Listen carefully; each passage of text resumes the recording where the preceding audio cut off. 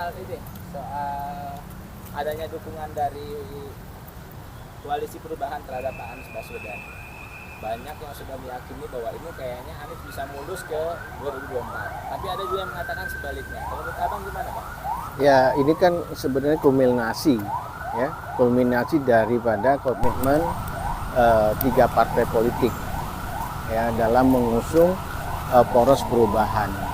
Ya, walaupun diawali dengan dukungan daripada Nasdem, terus Demokrat, dan terakhir kemarin adalah PKS. Sejatinya ya sejak Anies didukung oleh atau dideklarasikan oleh Nasdem, kedua parpol yang lain dalam poros perubahan itu telah berkomitmen tinggi untuk mengusung Anies.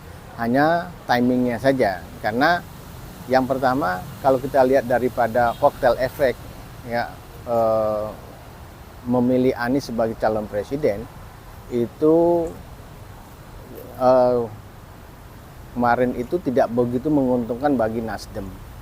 Ya, justru partai-partai seperti Demokrat dan PKS itu sangat diuntungkan oleh Nasdem, oleh pencalonan Anies. Sementara Nasdem tidak, karena Nasdem masih dicap sebagai partai pemerintah dan partai penista agama. Sementara dua yang lain seperti Demokrat dan PKS, dia konsisten sebagai partai oposisi.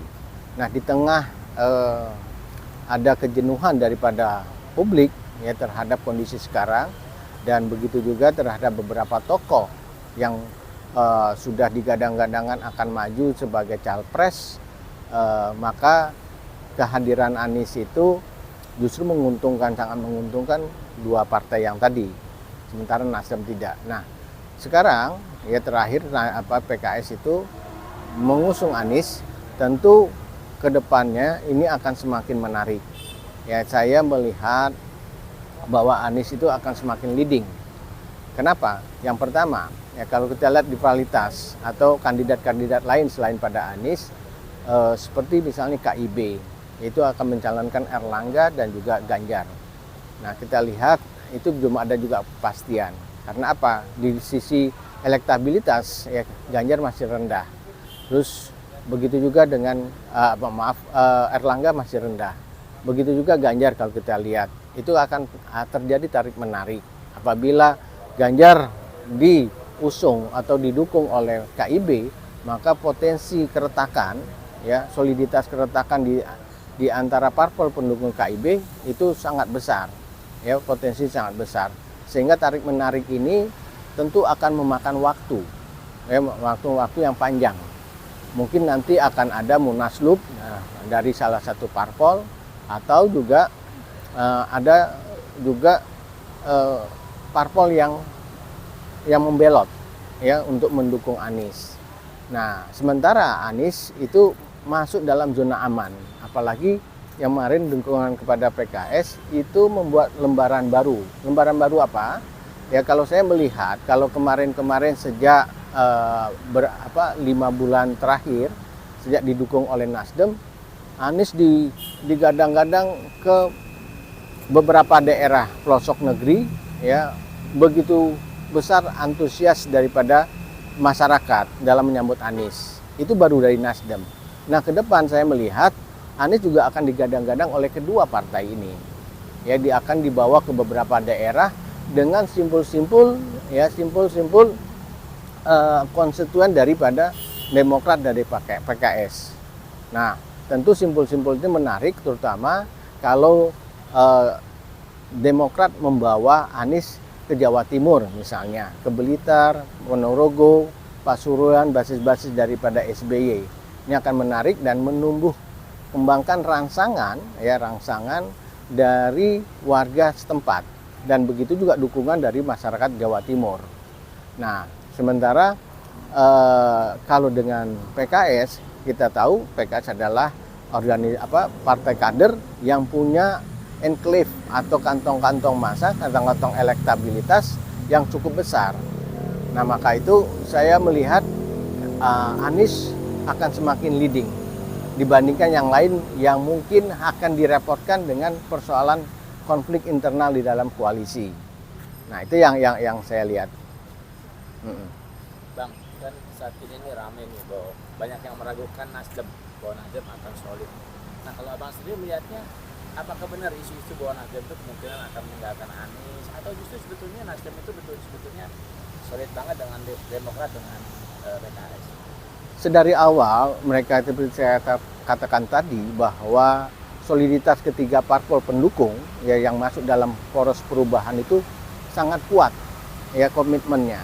Cuma timing untuk mendeklarasinya itu diatur sedemikian rupa sehingga juga ini dalam rangka juga merupakan manuver politik ya untuk semacam test of water ya untuk mengetes ya bagaimana sikap politik daripada istana dan juga sikap politik daripada lawan-lawan politik lainnya.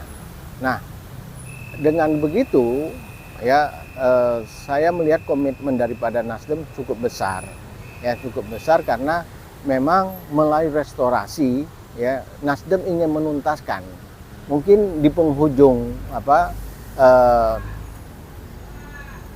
akhir 2023 di mana Presiden Jokowi akan menuntaskan ya kepemimpinannya, maka ini adalah satu timing atau satu momentum yang harus di-create, yang harus dibuat oleh Nasdem untuk mewujudkan cita-cita lamanya yaitu restorasi. Nah, maka itu waktu dipanggil juga kepada Jokowi yang terakhir, sikap daripada Surya Paloh selaku daripada Ketua Umum Nasdem itu tidak berubah. Nah, tidak berubah, malah mengukuhkan bahwa pilihan Anies sebagai calon presiden daripada Nasdem dan juga poros perubahan itu bukan suatu pilihan yang final, yang tidak bisa diganggu-gugat dan dirombak. Walaupun konsekuensinya nanti ada konsekuensi politik ya, terutama politik kekuasaan di mana Nasdem akan terjerat daripada ini reshuffle ya. Dia berapa kader-kadernya yang duduk di pemerintahan akan kena daripada reshuffle, dan kalkulasi ini telah dihitung ya dengan begitu detail, dengan begitu dalam ya oleh kawan-kawan dari Nasdem, wabil khusus adalah oleh Surya Paloh. Jadi hemat saya tidak mungkin ya Surya Paloh mengingkari komitmen yang dari awal sudah ditorehkan. Karena komitmen Surya Paloh itu bukan untuk Nasdem saja, tapi untuk perubahan di Indonesia. Itu. Bang, kan kita tahu nih bos, sampai saat ini Anies masih dicari-cari kesalahannya biar bisa dikurung gitu lah, biar nyapres. Nah, kalau misalnya itu sampai terjadi, Bang, menurut abang konsekuensi politik dan konsekuensi secara sosial gimana, Bang? Nah, hal ini ya sudah diperhitungkan, ya dikalkulasi matang-matang oleh partai-partai pengusung. Nah, simulasinya adalah ya apabila memang Anies dipaksakan ya untuk dijadikan tersangka dan beberapa juga fungsionaris Nasdem dijadikan tersangka, maka itu akan yang pertama yang terjadi adalah kegaduhan politik. Ya, kegaduhan politik. Terus yang kedua, walaupun juga statusnya tersangka, tetapi ketiga partai ini akan tetap mengusung. Karena apa? Ini belum inkrah, baru tersangka, dan publik atau masyarakat menilai ya penetapan tersangka ini penetapan yang dipaksakan. Itu akan tadi ada kegaduhan, terus yang kedua juga ada penilaian publik, terus yang ketiga ya ini justru menguatkan. Karena apa? Kalaupun misalnya tersangka, proses sidiknya itu, proses pemeriksaannya itu cukup akan waktu lama. Ya, cukup waktu lama sehingga kalau ketiga partai ini ya koalisi perubahan tetap mengusung Anies ya dengan alasan belum ada putusan inkrah, putusan tetap, maka masih layak. Masih layak untuk dicalonkan karena tidak ada ketentuan regulasi pemilu yang eh, apa yang melarang ya tersangka untuk dicalonkan. Yang dilarang adalah yang terdakwa atau yang sudah menjadi narapidana, yang jadi narapidana. Nah, terus juga Anies juga belum disidang. Nah, nanti ada putusan pengadilan seperti misalnya korupsi sekian tahun ya didakwa sekian tahun, divonis sekian tahun. Nah, apakah amar putusannya juga mencatat hak politiknya dicabut atau tidak? Nah, apabila hak politiknya dicabut, nah baru haram hukumnya ya bagi partai politik untuk mencalonkan. Nah, apabila tidak ada aturannya, maka tiga parpol ini harus tetap ya mengusung Anies.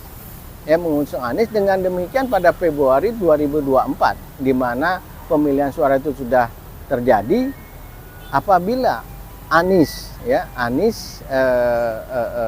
terpilih, maka dia wajib untuk mengkoreksi kembali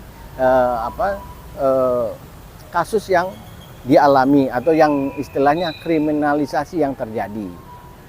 Nah, saya punya feeling kuat ya, sulit bagi KPK untuk memaksakan diri untuk menetapkan Anies sebagai tersangka. Ya, risikonya terlalu besar untuk masa depan negeri ini. Gitu. Bisa memicu kerusuhan sosial nggak sih Bang itu? Bisa jadi.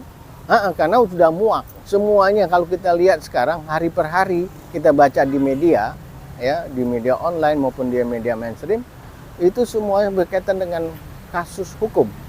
Yang terakhir misalnya mahasiswa UI ya ditabrak ya, dijadikan sebagai tersangka, mayat dijadikan tersangka. Yang kedua juga yang di kasus di Cianjur, semua kasus hukum yang itu mengkebiri rasa keadilan ya, keadilan masyarakat di mana hukum tidak tegak ya, keadilan hukum itu tidak terjadi pada orang-orang yang lemah. Nah, penindasan ini justru akan memicu, men-trigger terjadinya konflik-konflik sosial yang dikabarkan ini. Nah, inilah. Nah, tetapi juga kita mesti hati-hati karena hal-hal semacam ini boleh jadi ini adalah permainan juga dari istana. Ada kelompok-kelompok ini yang sengaja ingin menjadikan negeri ini chaos ya, terjadi kerusuhan segala macam sehingga endingnya adalah ya akhirnya adalah penundaan pemilu. Itu. Harapan Abang loh. Ya, kalau harapan saya ya saya melihat biarkan saja ya proses demokrasi ini berjalan dengan baik ya, karena saya melihat sampai saat ini belum ada ya pelanggaran regulasi tentang pemilu ya, regulasi tentang tentang politik itu yang dilanggar. Justru dinamisasi yang sekarang ini harus dipelihara ya, dipelihara karena apa? Karena kita harus juga sebagai anak bangsa ya bertanggung jawab terhadap kelestarian berlangsungnya demokrasi di negeri ini. Ada yang mau ditanya lagi nggak?